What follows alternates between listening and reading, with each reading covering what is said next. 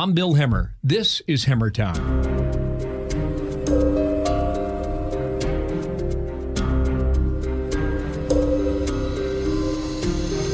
Kyle Kondik, welcome back to our program. It's great to have you. Thanks for having me. So Kyle is the managing editor with Larry Sabato in the Crystal Ball, University of Virginia Center for Politics. And we talked 2 weeks ago. And by the way, this conversation is happening Thursday afternoon. So just so folks know when they listen to it, things can change before now and then. 5 days from the big votes, where do you think the race is between Terry McAuliffe and Glenn Youngkin? I mean, all the indicators are that it's very close. And I think there's been a feeling among some folks in both parties that this has been a pretty close race. I think kind of ever since maybe Labor Day or so, when Joe Biden's approval rating kind of dipped, and I think has had an impact on the political situation, across the country. And, a lot of the public polls maybe had a little bit of a McAuliffe edge, and some of those polls have sort of become ties now. Based on what we know about kind of the people doing some projections about what the state of the early vote is and other things, and you got to take all that stuff with a lot of grains of salt. But bottom line is, I do think it's pretty close. I mean, the advantage that McAuliffe has is just that, that Virginia has become more of a blue state in recent years. The advantage that, that Glenn Youngkin has is that the incumbent president is not popular. And even in a state like Virginia that voted for him by 10 points. And that has an impact on the political environment. And Biden could very well be a drag. And this is a race that often breaks against the White House. So a lot of conflicting indicators in this race. And, I guess the thing that would be a surprise, or the biggest surprise, is not necessarily if McAuliffe or Youngkin won, but rather if the race did not end up being close. If it kind of broke clearly one way or the other, because that, of course, would go against where I think a lot of the polling is at this point. So, Kyle, I went back and listened to our conversation, took a bunch of notes here, and you mentioned to our audience on the 15th of October that the energy and the enthusiasm was on the Republican side. Is that still the case, or are they kind of in this sea of wishful thinking when it was only 11 months ago where Biden won the state by 10 points. That just seems like a radical shift in a short period of time.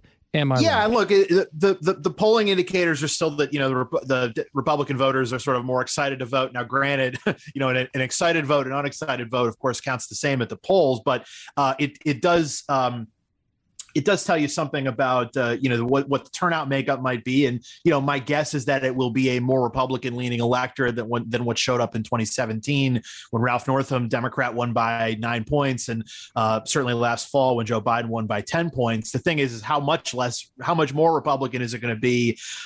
Is it enough to make up those gaps? Or, and also how many, Biden voters can Glenn Youngkin sort of convert to his cause? For Youngkin to make up that gap, he needs a favorable turnout environment. He probably also needs to convert, some small number of Biden voters into his camp. One sign for Democrats that I think they're feeling good about is that they've put a real focus on trying to beef up the early vote, particularly in some of the Democratic heavy Northern Virginia constituencies, places like the giant county of Fairfax County and Arlington and Alexandria, closer to Washington, D.C. and Northern Virginia. And there have been some signs of some increased turnout in those places. But again, all we know is that the turnout is up. We don't necessarily know exactly who those people are voting for. And if there's, some erosion for Democrats in those places, that all matters for the overall statewide. Yeah, I'm very much into that geography, and I work the board on election night. We'll be doing that on Tuesday night on the Fox News channel. So I'm very keen to learn how you explain the state of Virginia to people. Let me come back to that, but I just want to make one more point. You explained to us the historical significance of the governor's race in Virginia in a very keen way, because this race is often the biggest test after a national election, which I mentioned we just had 11 months ago, because state law prevents a governor from running for a consecutive term. In other words, you're at one term at a time. Doesn't mean you can't run again in the future, but it's one term at a time, and then the seat is effectively open, which it is now. I find that very intriguing, Kyle. Yeah, and Terry McAuliffe is kind of a pseudo incumbent because he has he has been governor in the past. He won his single term in 2013. He's trying to get the job back. And he's also, the candidate of the incumbent gubernatorial party and the candidate of the incumbent presidential party. And he also has more experience in public life and certainly in elected office than Glenn Youngkin, who, I think was involved in politics as sort of a fundraiser and whatnot, in his previous life, but this is his first time as a candidate. So he can more credibly claim to be the sort of a outsider candidate. But yeah, there's no distorting effects of incumbency in the Virginia gubernatorial race, which is, unique among the states in that regard. In every other state, an incumbent can run for reelection at least once, and sometimes even even more than that. So that it can be a pretty clean test of the political environment. And in recent years, I think that the Virginia governor's race has told us a little bit of something about what's going on nationally. Bob McDonnell, a Republican, had a really big win in 2009, which I think was sort of was a negative sign for Democrats, and they ended up having a bad midterm. Certainly the same was true with Ralph Northam and his big win in 2017. Terry McAuliffe did win in 2013. The Republicans still had a good year in 2014, although McAuliffe's race ended up being closer than expected, which maybe was suggestive of something about the environment too. Mm-hmm. And you wonder what the movements on behalf of the White House and congressional Democrats this past week, kind of what that tells us about maybe what they're seeing in the vote on Tuesday. Not reading a ton into that, but maybe they're seeing something that we don't know. Now, to the state. You broke it down the following way. Nova, which is Northern Virginia, the Richmond area, and then Hampton Road / Virginia Beach. And you talked about the Urban Crescent, which starts in Baltimore and comes down through D.C. into Richmond into Virginia Beach. So I'm studying your state, and I don't think people realize that, you got, how many counties do you have, Kyle? It's 100, roughly 130. I forget the exact number, but but also Virginia is unique too, that it has a bunch of counties, but then it also has places that are called independent cities, which are effectively their own.